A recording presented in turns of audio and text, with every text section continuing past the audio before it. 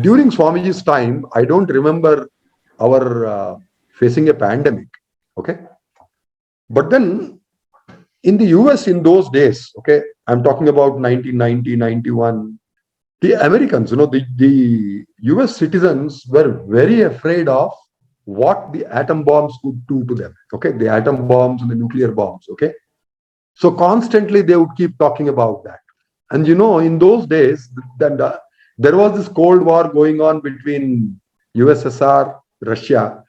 No, it's not Russia, but the whole of Russia, the big Russia that I'm talking about in those days, and the USA, right? So there was no actual war. But at the same time, there were a lot of plans and preparations going on, missiles being made, and atom bombs and nuclear bombs being made as warheads, which can target a particular city and all that. So all that rubbish discussion was going on. I mean, for us here in India, for Indians, it was not a matter, an urgent or important matter that we discussed on a day-to-day basis. But to my surprise, in USA, I found that the normal people, ordinary people who came to Swamiji as devotees, they would constantly keep talking about that. What could happen with this? What might happen with this? Is the whole world going to get devastated by these weapons, by the atomic weapons and the nuclear weapons? Okay, so this used to be the topic of discussion often. And they used to bring it to Swamiji and discuss it with Swamiji. And Swamiji showed a lot of interest in that. Okay, so in one of those discussions, what Swamiji said was, wherever dhyan is being done, meditation is being done, wherever prayers are being done, bhajan is being done, okay, at the ashrams, for example, and even other places where such spiritual practices are happening, Swamiji said the Vishavayu, the literal meaning is poisonous gas. Okay. But I thought in those days that he was referring to the radiation. Because we don't have a term in Sanskrit or Telugu for radiation, right? So I thought Swamiji was using the term Vishavayu for the radiation. Because just think about this, okay? It has been so many years. 1945 was when the first atomic bomb exploded on Hiroshima and Nagasaki, right? First atomic bombs.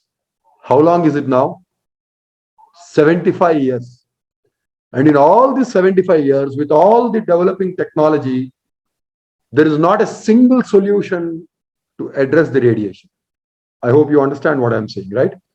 If an atom bomb is exploded at a point, okay, at some place on Earth, is there some technology by which we can again collect all the radiation and take it away? No way.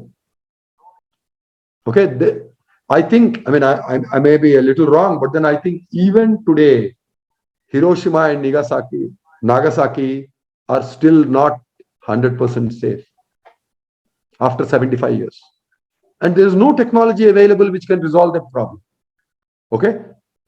So that problem is, it's really a grave problem. And Swamiji was talking about the poisonous gases will not affect those ashrams or those places where the spiritual practices are in place.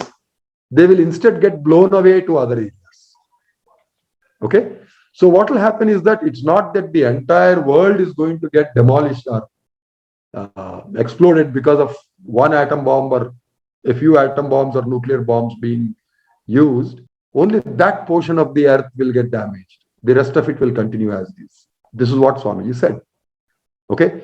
Now, what the term, as I'm telling you, he used was Vishavayu, poisonous gas.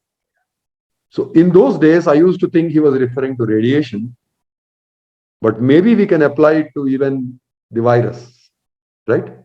Particularly when it is a virus, which we think is a part of a biological war. Okay.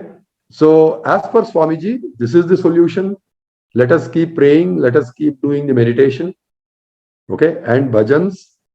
It's so unfortunate that we are unable to do that, right? Except online like this.